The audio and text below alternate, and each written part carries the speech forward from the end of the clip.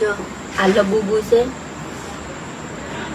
આ તોડી નાખ્યું છે, મેં લીધું હતું બરાબર. હકીકતમાં બહુ ડેન્જર છે. મારી મમ્મીને તાવ આવી ગયો છે કાલનો. આ રાતે નાનું થાય મોટું થાય એવું પડદામાં બધે મારી મમ્મીને દેખાતું હતું. એટલે મેં લીધું હતું, બધા ના પાડતા હતા તોય પણ કોઈ લેતા નહીં. હકીકતમાં બહુ ડેન્જર છે અને મોન્સ્ટર જ છે. સળગતું નથી. જો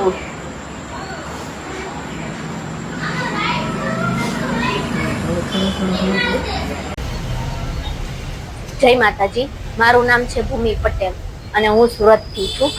લબુબુ ડોલ અત્યારે છે બહુ ટ્રેન્ડિંગમાં ચાલે છે ને, એનો બહુ ખરાબ એક્સપિરિયન્સ મને અને મારી ફેમિલીને થયેલો છે.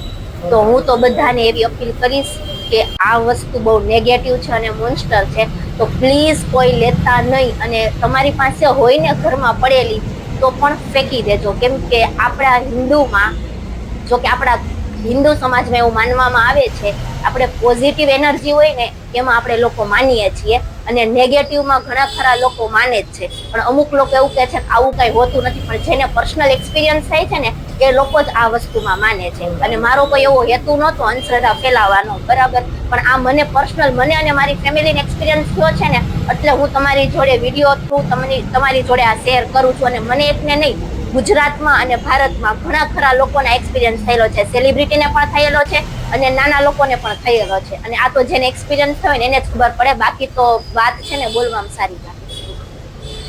અને મારા ઘરે મારા મમ્મી રાત્રે સૂતા હતા તો એને પડદામાં, દિવાલ પર, છત પર લબુબુ નાનું થાય મોટું થાય, ચડતું હોય, દાદર ઉતરતું હોય, આવું બધું દેખાય. અને મારી નાની સિસ્ટરને પણ ઘર પર એકલી હતી, હોમવર્ક કરતી હતી, તો ઉપરથી ડોકા કાઢતું હોય, એવી રીતે એને બહુ ખરાબ એક્સપિરિયન્સ થયેલા છે. અને આના લીધે મારી મમ્મી અને મારી સિસ્ટર બંનેને ફૂલ ડે તાવ રહ્યો છે અને કાંઈ ખાવા પીવાનું ને કન્ટિન્યુ ઓઢીને સુતાર્યા છે. અને આ રાત્રે લબુબુ અમે સળગાવી નાખ્યું, ફેંકી દીધું. ત્યારથી મારા ઘરમાં મારી મમ્મી અને મારી નાની સિસ્ટર બંને એકદમ શાંતિ. જ્યારથી સળગાવી દીધું ત્યારથી જ મારા મમ્મીના મનનું સમાધાન થઈ ગયું છે. એટલે હું તો એવું કહીશ કે ના લેવું જોઈએ, કેમ કે બહુ ડેન્જર છે. બધા મને કહેતા હતા કે નહીં લેવાનું નહીં લેવાનું, પણ મેં કોઈનું માન્યું નહીં અને મેં લીધું. અને મને એક્સપિરિયન્સ થયો ત્યારે મને અહેસાસ થયો કે આ વસ્તુ બહુ ખરાબ છે.